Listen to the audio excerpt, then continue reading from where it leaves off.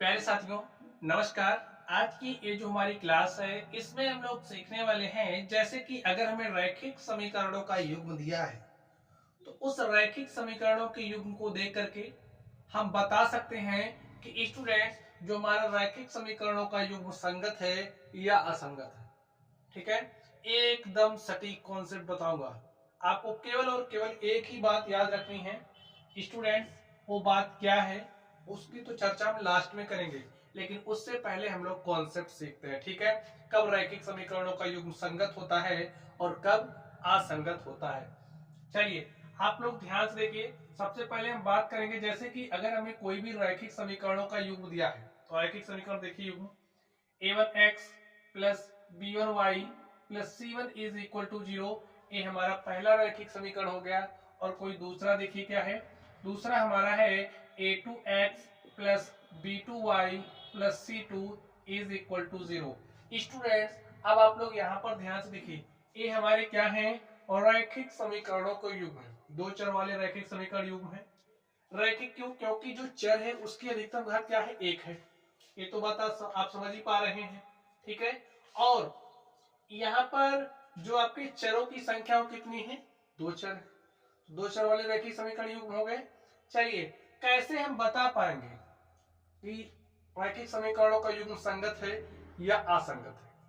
इसके लिए तीन स्थितियां हैं। इन तीनों स्थितियों को आप लोगों को ध्यान से देखना है। पहली स्थिति क्या है हमारी, ध्यान से देखिए। अगर हमारा जो a1 अपॉन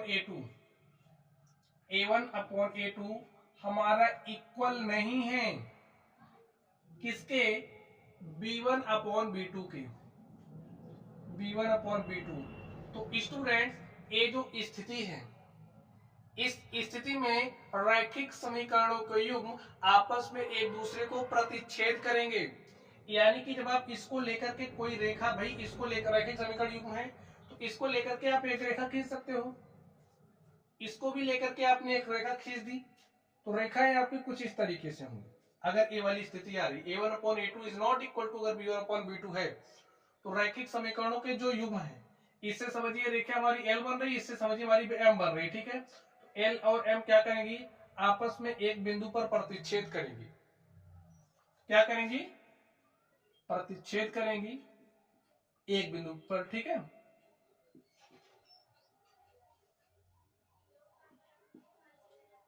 और स्टूडेंट्स जब ये आपस में एक दूसरे को प्रतिच्छेद करेंगी तो जिस बिंदु पर प्रतिच्छेद करती हैं उस पर हमें हल मिलता है, सॉल्यूशन मिलता है। और एक बिंदु पर प्रतिच्छेद कर हमें किस तरीके का हल मिलेगा, अद्वितीय हल मिलेगा। ठीक है, हल कैसा होगा, अद्वितीय हल।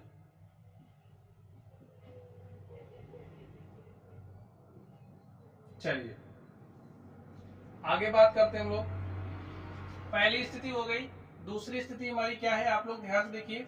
अगर हमारा जो a1 अपॉन a2 है वो बराबर है b1 अपॉन b2 के, बराबर है c1 अपॉन c2 के। यहाँ पर जो भी x के गुणांक होंगे वही हमारे a1 और a2 हैं।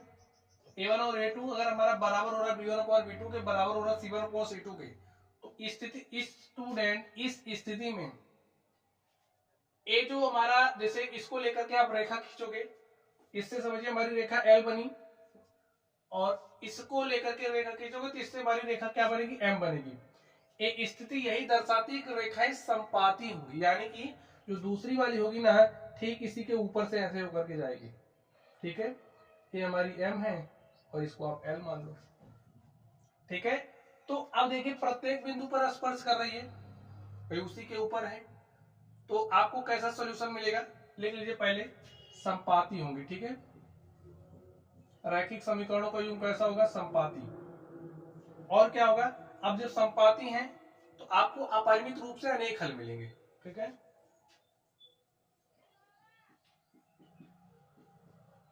अपरिमित रूप से अनेक हल आपको प्राप्त होंगे। ठीक है, चलिए तीसरी स्थिति आप लोग ध्यान से देखिए। तीसरी स्थिति अब आप लोग ध्यान से देखिए। तीसरी स्थिति हमारी क्या कह रही है, अगर हमारा a1 अपॉन a2 इक्वल है b1 अपॉन b2 के, बट नॉट इक्वल है C1/C2 के, तो स्टूडेंट इस स्थिति में इनसे जो भी रेखाएं बनेंगी, जैसे रेखा हमारी L और M दोनों क्या हो जाएंगी, समांतर होंगी। क्या होंगी, समांतर होंगी। ठीक है स्टूडेंट्स,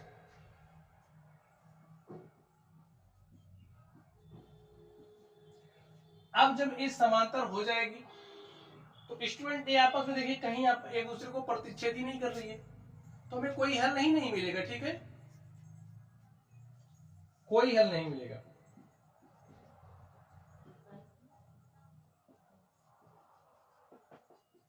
अब स्टूडेंट बात होगी संगत असंगत की। देखिए इस वाली स्थिति में और इस वाली स्थिति में हमें हल मिल रहा है। जिस स्थिति में हमें हल मिलता है, ठीक है, उस स्थिति में जो रैखिक समीकरणों का युग्म होगा, जैसे अभी ए युग्म है, समझिए इस पर इसको हमने सॉल्व किया, हल मिल गया, तो ये रैखिक समीकरणों का संगत युग्म कहलाएगा। ठीक है, तो इन दोनों स्थितियों में रैखिक समीकरणों का युग्म क्या होता है, संगत। यही याद रखो, जिस पर हल मिल जाए, हल इन्हीं दोनों स्थितियों में मिल रहा है तो रैखिक समीकरणों का युग्म क्या कहलाएगा, संगत। इस पर नहीं मिल रहा है, ये हमारी असंगत वाली स्थिति है। ठीक है, अब आप बात समझ गए। याद तो तीनों रखना है, लेकिन जब आपको संगत असंगत चेक करना होगा, ए वाली स्थिति लगा देना। अगर ए मिल रहा है तो रैखिक समीकरणों का युग्म आपका क्या हो जाएगा, संगत। और इसके अलावा कोई दूसरा आ गया, भाई इनमें से आ गया तो संगत हो जाएगा। ठीक है, चलिए अब लोग संगत एवं असंगत चेक करते हैं। वैसे आपको सारी बातें याद रखनी, ठीक है, क्योंकि जब आप क्वेश्चन सॉल्व करोगे तो क्वेश्चन किस तरीके से पूछा जाए ये ना तो हमको पता है ना तो आपको पता है। ज्यादा से ज्यादा प्रश्नों की आपको प्रैक्टिस करनी पड़ेगी। ठीक है, चलिए यहाँ पर पहला क्वेश्चन ध्यान से देखिए।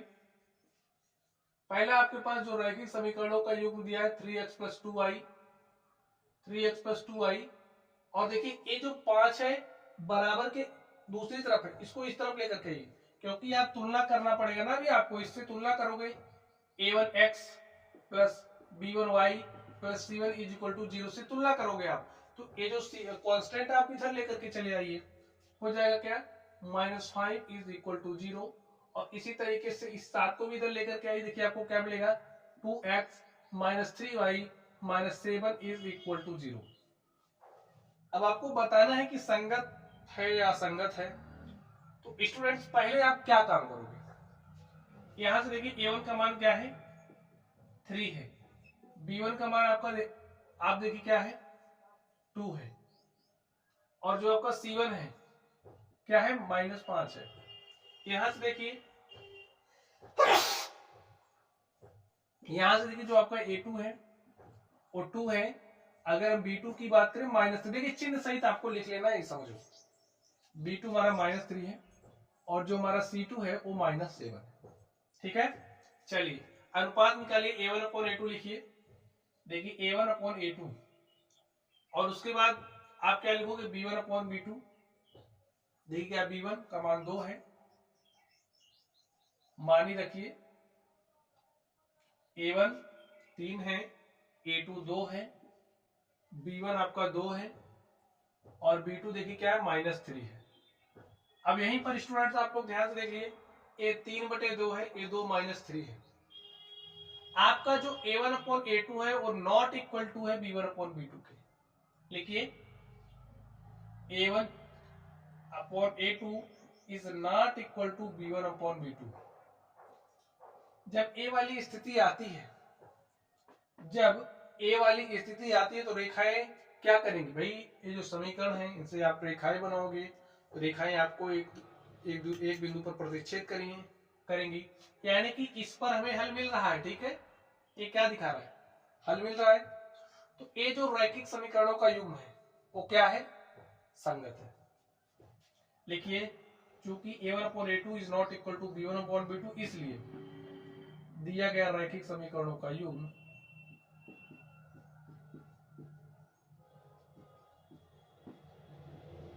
समीकरणों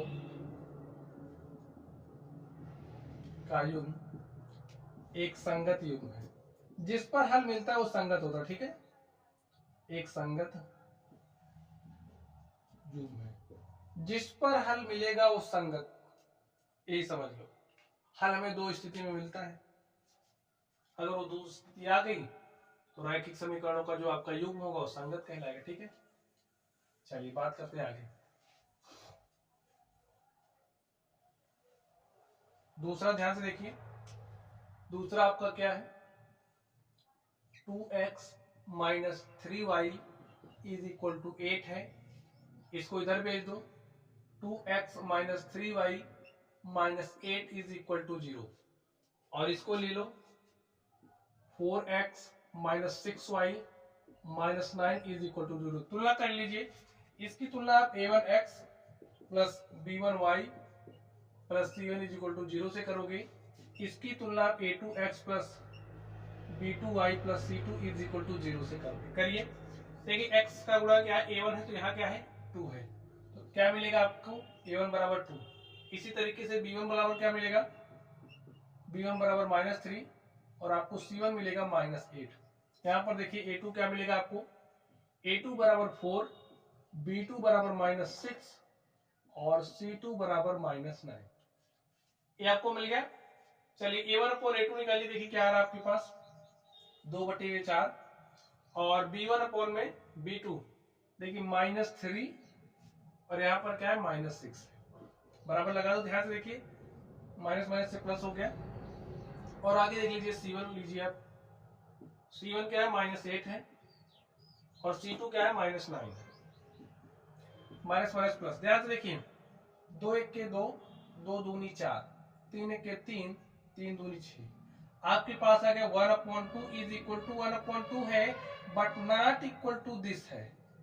अब ध्यान से देख लो, देखिए चूंकि जो आपका a1/a2 है वो बराबर है b1/b2 के, लेकिन इक्वल नहीं है c1/c2 के। बात समझ रहे हो, ये तो a1/a2 ही है, ये क्या है b1/b2 ही तो है, ये क्या है c1/c2।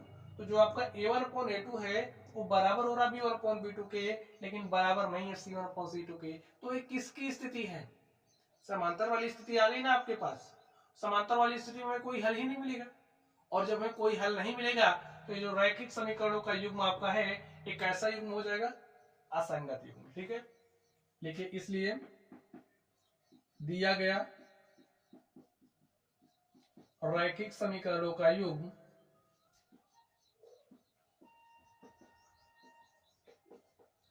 एक असंगत युग्म है। ठीक है, कैसा युग्म है, असंगत है। तो संगत असंगत आप लोग समझ पा रहे हैं, नहीं समझ पा रहे तो समझने का पूरा प्रयास करिए, क्योंकि जब बोर्ड में क्वेश्चन पूछा जाएगा ना तो यहाँ वहां चाहे आपको समझ में आए ना आए, करना तो पड़ेगा, और नहीं आएगा तो नहीं कर पाओगे, सीधी सी बात है। तो सीख लो। ठीक है, चलिए तीसरे नंबर पर आप ध्यान से देखिए, सॉल्यूशन ऑफ क्वेश्चन थर्ड। क्या दिया है, 3/2 x प्लस 5/3y, 7 को इधर भेज दिया। ठीक है, -7। इसको देखिए 9x माइनस 10y माइनस 14 बराबर 0। तुलना करिए, देखिए बार बार लिखूंगा नहीं समीकरण वाला, डायरेक्टली लिखिए। a1 बराबर आपका क्या है 3/2, b1 क्या है 5/3, c1 आपका देखिए क्या है -7। ठीक है, यहां से देखिए a2 आपका क्या है 9 है, b2 क्या है -10 है और आपका c2 क्या है -14।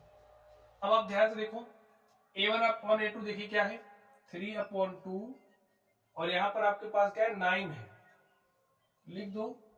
और b1/b2 देखिए, b1 का मान कितना है 5/3 और b2 का मान क्या है -10। ठीक है, और चलिए आगे देखिए, c1 कितना है -7 है और c2 क्या है -14।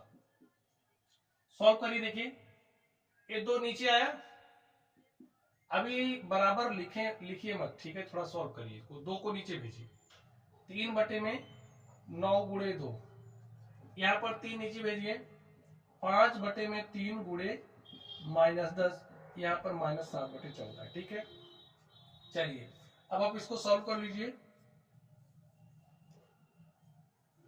अब आप सॉल्व करिए, देखिए 3 एक के 3, 3 3 9, बस 5 एक के 5, 5 दूनी 10, 7 एक के 7, 7 दूनी 14। आपके पास आया क्या, जो आया उसको यहां लिख दे रहा हूं, ठीक है। 1/6 और 2 3 6, ठीक है, माइनस 1/6, यहां पर क्या है -1/2। आप देख लीजिए जो आपका a1/a2 है वो इक्वल नहीं है b1/b2 के, और इक्वल नहीं है c1/c2 के। तो स्टूडेंट c1/c2 की बात ही नहीं हो रही यहाँ पे। अगर आपका a1/a2 इक्वल ही नहीं है b1/b2 के, तो इस स्थिति में होगा क्या, तो ये क्या होगा, जो हमारा रैखिक समीकरणों का युग्म है, ये रेखाएं खींचोगे प्रतिच्छेद करेंगी, और प्रतिच्छेद करेंगे तो हमें हल मिल रहा है, यूनिक सॉल्यूशन मिल रहा है, अद्वितीय हल मिल रहा है। और जब हमें हल मिलता है तो जो हमारा रैखिक समीकरणों का युग्म होता है वो क्या कहलाता है, संगत। ठीक है, देखिए चूंकि a1/a2 is not equal to b1/b2, इसलिए दिया गया रैखिक समीकरणों का युग्म, रैखिक समीकरणों का युग्म एक संगत युग्म, ठीक है, या लिख दो संगत है। चलिए आगे चलते हैं।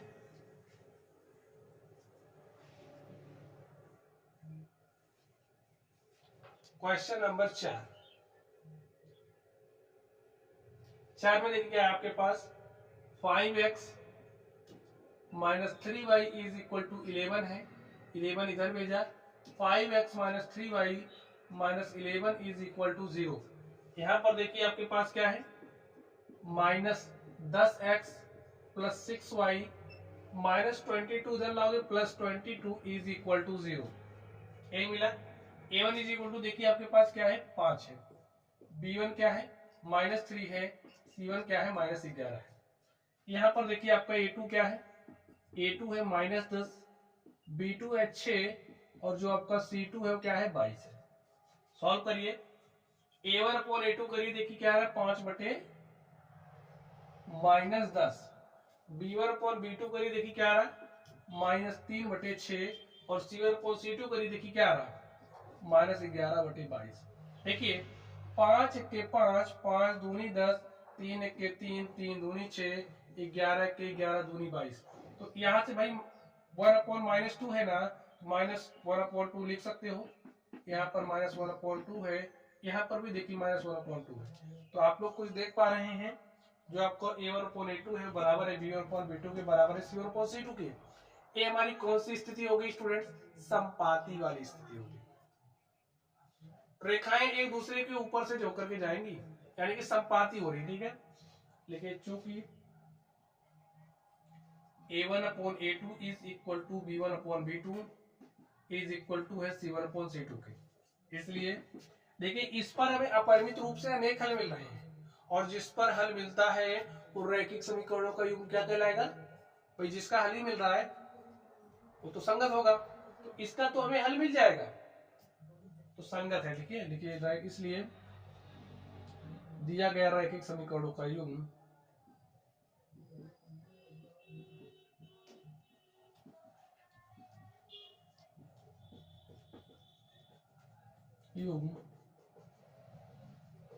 संगत है, ठीक है। सॉल्व हो गया। चलिए अब हम लोग चलेंगे 5वें नंबर पर, और देखते हैं 5वें नंबर का सॉल्यूशन क्या होगा। क्वेश्चन यहाँ पर 3 था, चलिए क्या है, आपको डायरेक्टली लिख रहा हूं, ठीक है। यहां से आप ध्यान से देखिए, आपका जो a1 है, a1 का मान है 4/3, और a2 का मान देखिए क्या है 2, b1 का मान देखिए क्या है 2 है, और b2 का मान क्या है 3, c1 का मान देखिए क्या है, इधर लाओगे -8, और इसको भी इधर लाओगे -12, ठीक है। देखिए इस 3 को नीचे भेजा, 4/3 × 2 यहाँ पर 2/3 माइनस 8 बटे माइनस 12। ध्यान से देखिए, 2 1 के 2, 2 दूनी 4, यानी कि 2/3 बराबर आ रहा। ठीक है, चलिए बराबर लगा दीजिए। इसको देखिए, माइनस से माइनस कटा, 4 दूनी 8, 4 तिया 12। आपके पास क्या आ गया, 2/3 बराबर 2/3 बराबर 2/3, यही तो आ गया। अब ध्यान से देख लो, आके खोल के देख लो। लिखिए, चूंकि a1/a2 इज इक्वल टू है b1/b2 के इज इक्वल टू है c1/c2 के। अब स्टूडेंट संपाती वाली स्थिति आ गई, और जब संपाती है तो अपरिमित रूप से अनेक हल, और जब हमें हल मिल ही रहा है तो रैखिक समीकरणों का योग क्या हो जाएगा, संगत। ठीक है, देखिए इसलिए इसी को सॉल्व कर दिया गया,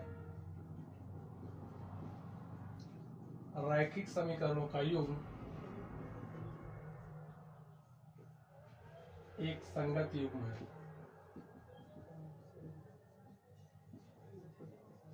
ठीक है स्टूडेंट्स और प्यारे साथियों, इस तरीके से मैंने आपको सिखाया कि अगर आपको रैखिक समीकरणों का युग्म दिया गया है तो आप कैसे पहचान सकते हो कि जो हमें रैखिक समीकरणों का युग्म दिया है वो संगत है या असंगत है। ट्रिक तो मैंने आपको बता ही दिया। आप अगर आपके पास असंगत वाली स्थिति नहीं आ रही है, यानी कि अगर आपका a1/a2 बराबर आ रहा b1/b2 के, बट बराबर नहीं है c1/c2 के, तो जो आपका रैखिक समीकरणों का युग्म होगा, लेकिन इस स्थिति में क्या होता है, असंगत, और इसके अलावा कोई दूसरी स्थिति आ गई तो क्या हो जाएगा, संगत। ठीक है, तो डिफरेंशिएट करना आप लोग सीख गए भाई, अलग अलग कर लो दोनों बात। जिस पर हल मिलेगा वो संगत होगा, जिस पर हल नहीं मिलेगा वो हमारा असंगत होगा। ठीक है, तो चलिए आप लोग पढ़ते रहिए। Thank you.